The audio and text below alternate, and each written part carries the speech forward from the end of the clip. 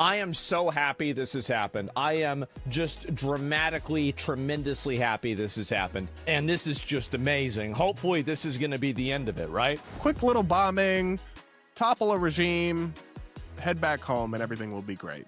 Everything will be dandy. That's not how this tends to work out.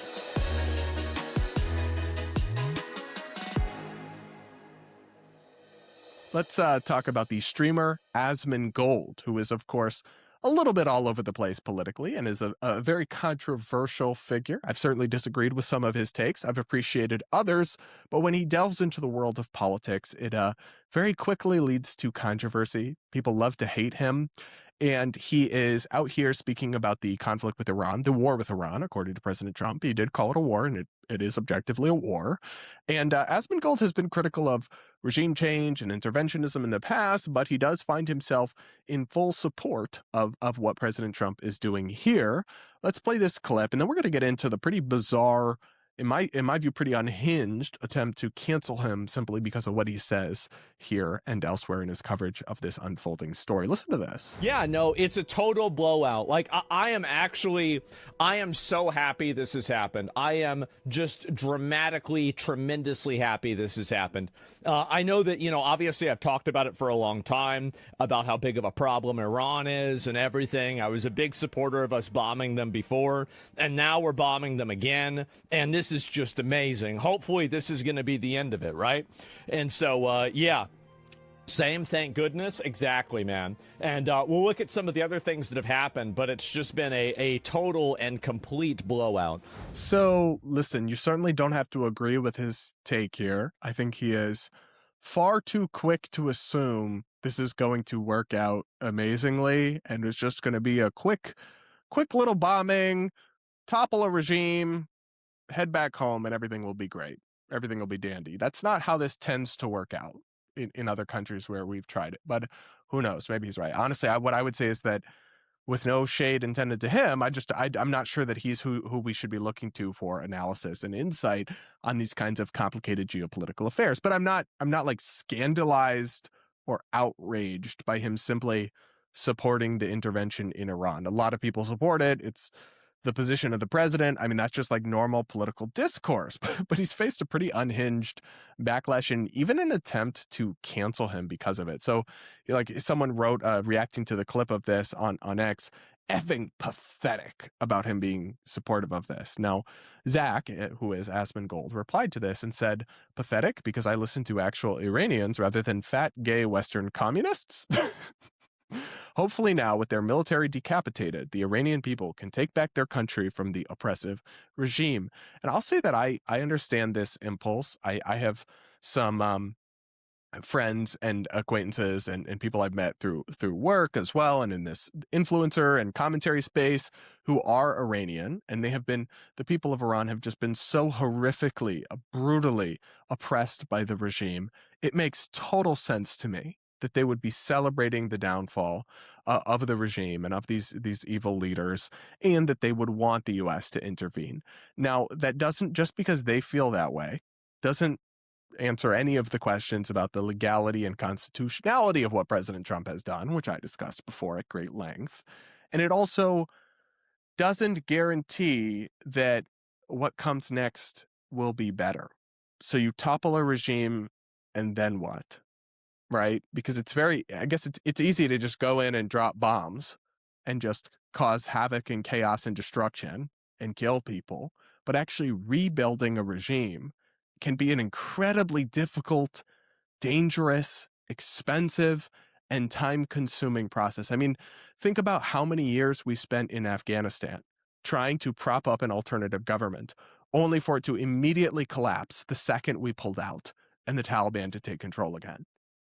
It's actually very difficult. It's not this quick, easy peasy, in and out, hopefully now everything will be fixed kind of thing that Asmongold seems to suggest. And it makes sense to listen to Iranian people, but not just blindly do whatever they say or want. That's not really what America First foreign policy sounds like, to me at least. That wasn't my understanding of this. And obviously, among Iranian expatriates and Iranian Americans, there is a diversity of perspectives. I think almost all agree the regime is bad, the regime is terrible, but many would question the wisdom of doing this, actually, the way that Trump is doing it, regardless. But I want to talk about this because it seemed to me, watching this clip, that, like, okay, this is just normal discourse. Asmongold is a streamer who talks about politics and has an audience that's interested in his thoughts. He gives his opinion, and others can disagree with it. Others can challenge it, like I kind of just did. And that's how this whole space operates and works. Seems normal to me, right? Apparently, though, and it's funny because I feel like he's said way more controversial stuff than anything he's saying here, but apparently people are trying to lead a boycott against him, like a cancellation campaign. So here is the streamer, Casey Tron. And I'm guessing that she's a streamer. I don't know, but she's like a left-wing activist. And she wrote on X, here's the list of all the brands and creators that are partnered with Asmongold's talent agency, Mythic Talent. Why they want to be represented by someone who cheers for death every day is beyond me. Should probably start asking them. Hold on. So are we really doing this? Like, are we back in 2020 and trying to cancel people and foment Twitter mobs to target people's sponsors and advertise? It's like, oh my God. You realize you're opting out of making an argument, and you're kind of admitting that you can't actually debate the person or explain why they're wrong. I talked about this even with Candace Owens, who I am a huge critic of, but people are like harassing her makeup artist. It's like, leave her makeup artist alone, people. Talk about why she's wrong. Explain why she's wrong. Debunk her. Fact check her.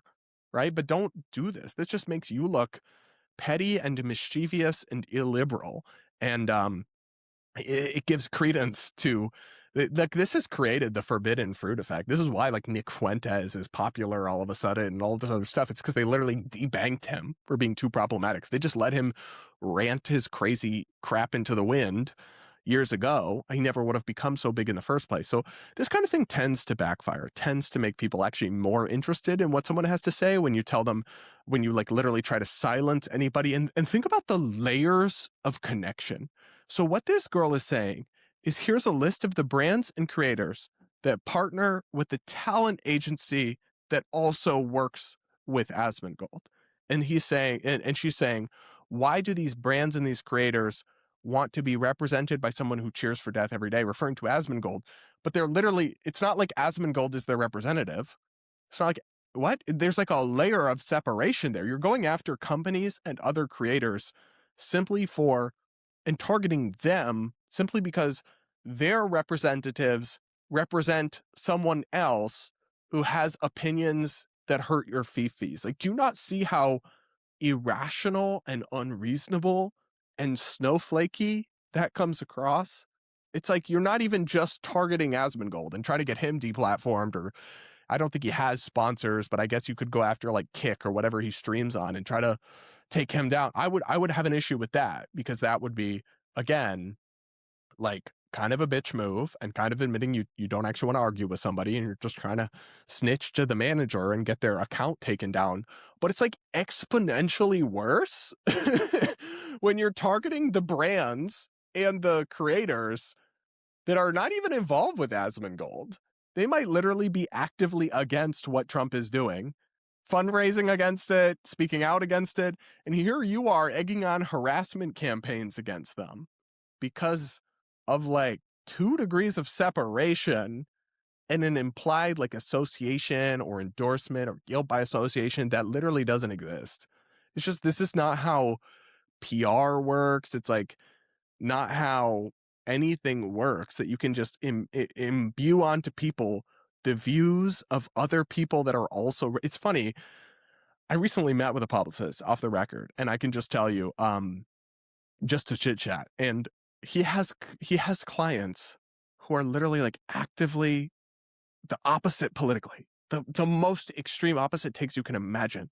He has clients that are even directly calling each other out and arguing with each other online and criticizing each. It's like, that is not how this works. You're providing a professional service to people, and there is not some like collectivization of perspectives across interagencies. It's like such a Karen-esque 2020 attempt to take down. And honestly, like a lot of this stuff, I think it comes back to envy and resentment. I can't say that I view Asmongold as like the political genius of our times or look to him for political takes or analysis. I don't.